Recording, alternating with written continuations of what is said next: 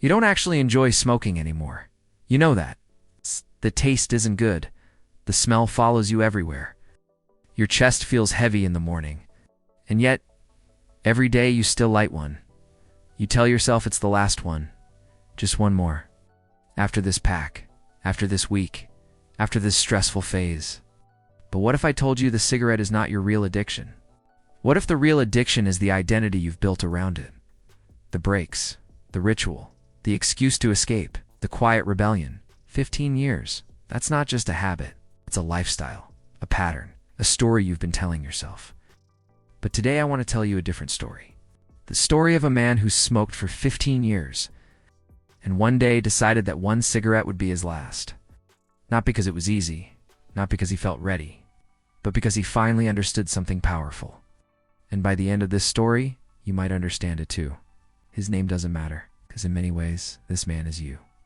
He started smoking when he was young, maybe 18, maybe 19. It began with friends, laughter, late-night conversations, a symbol of adulthood, confidence, belonging. At first, it was just one during stressful exams, then one after meals, then one with coffee, then one before bed. Slowly, without realizing it, smoking stopped being something he did. It became someone he was. "I'm a smoker," he would say casually, as if it was permanent, as if it was written into his DNA. Years passed, 15 of them. Jobs changed. Relationships came and went. Responsibilities increased. But one thing stayed constant, the cigarette between his fingers. He tried to quit many times. On New Year's, on birthdays. After watching emotional health documentaries, he would throw away the pack dramatically. He would promise himself this time is different. For 3 days, maybe 5, he would survive. Then stress would come, or boredom, or anger. His brain would whisper, just one won't hurt. And just like that, he was back. Not because he was weak, but because he never changed the story in his mind. He believed he was fighting against something powerful. He believed cigarettes controlled him. But here's what he didn't understand. The real battle was not physical.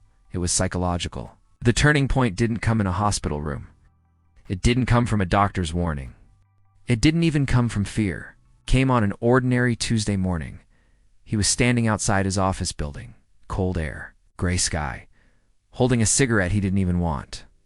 He took a drag, coughed, looked at the smoke leaving his mouth. For the first time, he felt something different. Not guilt, not shame, just clarity. He asked himself a simple question. If I hate this so much, why am I still doing it? And the answer shocked him. Out. Because it was familiar. Because it was comfortable. Out. Because quitting meant becoming someone new. And that was scary. You see, addiction is rarely about the substance. It's about identity. For 15 years, he saw himself as a smoker trying to quit, and that mindset kept him trapped. Because a smoker always returns to smoking. But what if he stopped identifying as one? What if instead of saying, "I'm trying to quit," he said, "I don't smoke"? That small shift changed everything. That day, he didn't announce anything. He didn't post on social media. He didn't tell his friends. He simply made a quiet decision. This is my last cigarette. Not dramatic, not emotional, calm. Final. He finished it slowly, looked at it carefully, and instead of fear, he felt something unexpected power. Because for the first time in 15 years, he wasn't reacting to cravings. He was choosing, and that choice mattered. The first day was hard. His body felt restless. His hands didn't know what to do. His brain kept sending signals. Coffee means cigarette. Stress means cigarette. Break means cigarette. But this time, he didn't fight the craving. He observed it, told himself, this feeling will pass, and it did.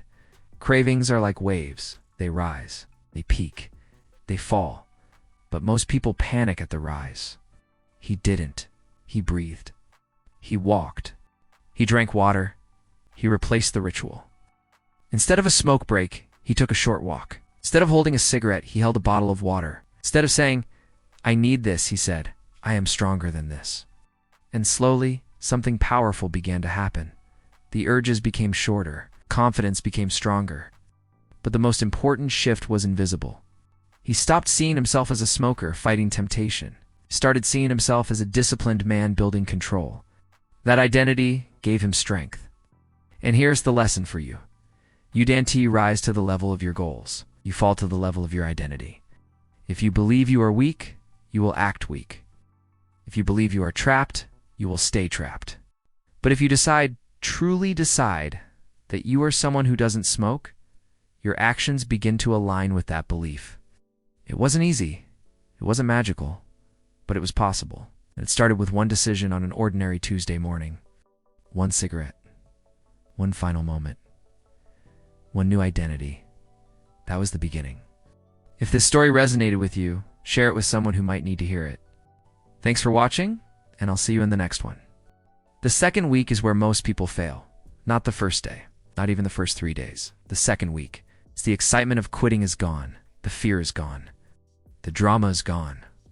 What remains is silence, routine, normal life. And that's when your brain begins to negotiate. You wake up feeling stronger. You breathe a little easier. Food tastes better.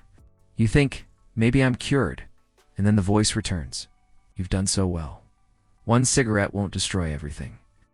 That voice sounds logical, calm, friendly. But it is the same voice that kept you trapped for 15 years. The man understood something important during that second week.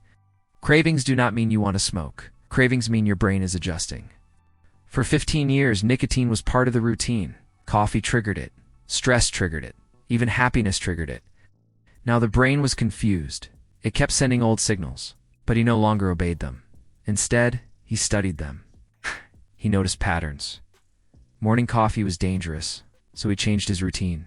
He stopped sitting in the same chair. He drank his coffee in a different room. Small changes. Powerful results. At work, when stress hit, his hand automatically searched his pocket. Nothing was there. For a split second, anxiety rose. His mind screamed, "This is too much." But instead of running outside to smoke, he paused, took 10 deep breaths, slowly, intentionally. He reminded himself, stress is temporary. A cigarette will not solve this. And something surprising happened. The stress passed without nicotine. For 15 years, he believed cigarettes calmed him. But in truth, they only ended nicotine withdrawal. Real calmness came from breathing, from control, from clarity. That realization gave him strength. Then came the social test. Friends invited him out. Laughter, food, old habits. Someone offered him a cigarette casually without thinking. For a second, nostalgia hit him. Memories of younger days, carefree nights, belonging. The cigarette wasn't just tobacco. It was history. And that's why quitting felt like losing part of himself. But here's what he realized. You can keep the memories without keeping the poison. He smiled and said calmly, "I don't smoke. Not I'm trying to quit. Not I stopped recently. Just I don't smoke." That sentence felt powerful. Identity again. When you say I'm trying, you leave the door open. When you say I don't, the decision is closed. The more he repeated it, the more real it became. Days turned into weeks. His energy improved. He slept better. His skin looked healthier. But the biggest change wasn't physical. It was mental. He began trusting himself. For 15 years, he broke promises to himself. Tomorrow, I'll quit. Next month, I'll quit. Each broken promise weakened his confidence. Every smoke-free day rebuilt it. Confidence is not built by success alone. It is built by keeping small promises to yourself. Every time he resisted a craving, he proved something. I am in control. And that control started spreading into other areas of life. He began waking up earlier, exercising lightly, eating better, not perfectly, but intentionally. Because once you break one limiting identity, others start to shake. If you can quit something you depended on for 15 years, what else can you do? The cigarette was never just a cigarette. It was proof of discipline or lack of it. And now, discipline was growing. But let's be honest, there were hard nights. Nights when stress hit hard, when arguments happened, when loneliness felt heavy. Those were the moments when quitting felt unbearable. Because for years, smoking was his emotional escape. Instead of feeling pain fully, he would step outside, light up, inhale, and distract himself. Now he had no shield. He had to sit with discomfort. And that is where true growth happens. You stop escaping and start facing. One night after a difficult day, he stood on his balcony. The same balcony where he had smoked hundreds of cigarettes. His body almost moved automatically to search for a pack, but there was none. He felt restless, angry, empty, and for a moment he thought, maybe I'm not strong enough. Then another thought came. If I smoke now, I teach my brain that stress wins. That sentence changed everything.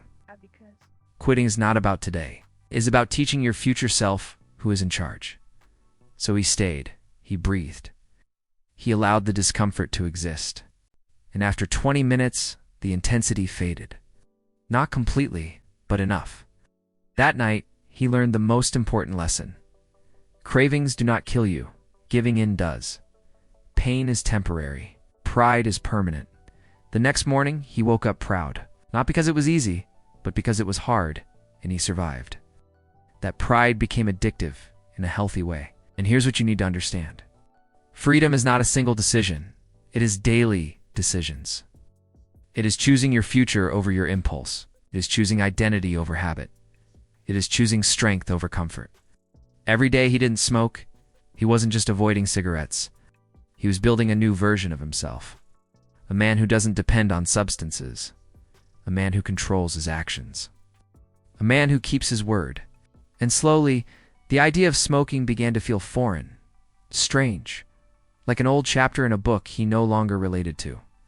But one final test was still waiting for him. And that test would decide whether this was just another attempt, or truly his last cigarette. The final test did not come with warning. It came quietly. It's unexpected. 3 months after his last cigarette, by then, life felt normal again. He no longer counted days. He no longer thought about smoking every hour. The cravings were rare, short, manageable. He began to believe he was free. And that is exactly when the danger appeared. A sudden crisis at work. A project failed. Harsh words from a supervisor. Financial pressure building at home. Everything felt heavy at once. That evening, as he walked past a small shop near his house, he saw something he had truly looked at in months. A cigarette display behind the counter. For a moment, time slowed down. His brain whispered, "You've proven your point. You quit for 3 months. You're stronger now. 1 cigarette won't control you." It sounded reasonable, mature, controlled. But here's the truth about old habits. They wait patiently. They don't disappear. They wait for your weakest moment. He stood outside the shop longer than he expected. Not moving, just thinking. He imagined buying a single cigarette. Just one. No one would know. No one would judge. It would just be him. And the smoke. And the relief. But then something powerful happened. He didn't imagine the first puff. He imagined the second day. He imagined waking up disappointed. He imagined the guilt, the self-talk. He failed again. He imagined rebuilding the same chain he had just broken. He asked himself one question. Is temporary relief worth permanent regret? That question cut through the noise. Because quitting was never about cigarettes. It was about self-respect. For 15 years, he allowed a small object to control his decisions. Now he had tasted freedom, and freedom felt better than nicotine ever did. So he turned around, walked home, empty-handed. That walk was more powerful than any dramatic moment in his journey, because discipline is quiet. No applause, no audience. Just you choosing yourself. And that was the moment he knew this truly was his last cigarette. Not because temptation vanished, but because his standards changed. See, the real transformation was not physical, it was internal. He no longer saw himself as someone trying to quit. He saw himself as a man who protects his health, a man who respects his body, a man who does hard things. And when your identity changes, your behavior follows. Over time, something beautiful happened. The smell of smoke began to bother him. The taste he once thought he enjoyed felt unpleasant even in memory. His lungs felt stronger. He could climb stairs without gasping. His mornings felt lighter. But more importantly, his mind felt powerful. Because he had done something he once believed was impossible. And that belief spilled into every part of his life. He started setting bigger goals, applying for better opportunities, speaking with more confidence. Why? Because he proved to himself that change is possible. and that lesson is bigger than smoking. Maybe for you, it's not cigarettes. Maybe it's procrastination, self-doubt, fear, overthinking. Negative habits that have followed you for years. You tell yourself, this is just who I am. But that's a lie your brain repeats because it loves comfort. Identity is not fixed. It is built by repeated choices. And if a man can break free after 15 years, you can break free too. The key is simple, but not easy. Stop focusing only on quitting the habit. Focus on becoming the person who doesn't need it. Replace the ritual. Replace the environment. Replace the story in your head. When a craving comes, don't panic. Observe it. Breathe through it. Remind yourself it will pass, because it always does. And when you feel weak, don't say, I can't. Say, this is uncomfortable, but I am stronger than discomfort. Growth is uncomfortable. Freedom is uncomfortable at first. Discipline is uncomfortable. But regret is heavier. Regret lasts longer. The man didn't become free in one dramatic moment. He became free in small, invisible decisions. One Tuesday morning. One stressful evening. One walk away from a shop. That's how transformation works. Not fireworks, not magic. Just choice after choice. And now, years later, when someone asks him how he quit after 15 years, he doesn't talk about willpower. He doesn't talk about tricks or hacks. He says something simple. I stopped negotiating with myself. Because every time you negotiate with weakness, weakness wins. But when you decide fully, clearly, permanently, you step into a new identity. The last cigarette was not the one he smoked outside his office that Tuesday. The last cigarette was the one he refused to buy months later, the one he walked away from, or the one that could have restarted everything. And that's the message for you. Your last cigarette or your last bad habit is not about drama. It's about a decision. A quiet decision that says, I choose my future over my impulse. You don't need to feel ready. You don't need perfect timing. You need clarity. You need standards. You need to believe that you are not your past behavior. The moment you stop identifying with the habit loses power. So if you're standing outside your own version of that shop right now, asking yourself if one more time will hurt, remember this story? Remember the regret that could follow? Remember the pride that could grow instead? And ask yourself, who do I want to become? Because the answer to that question will decide whether today is just another attempt or the day everything changes.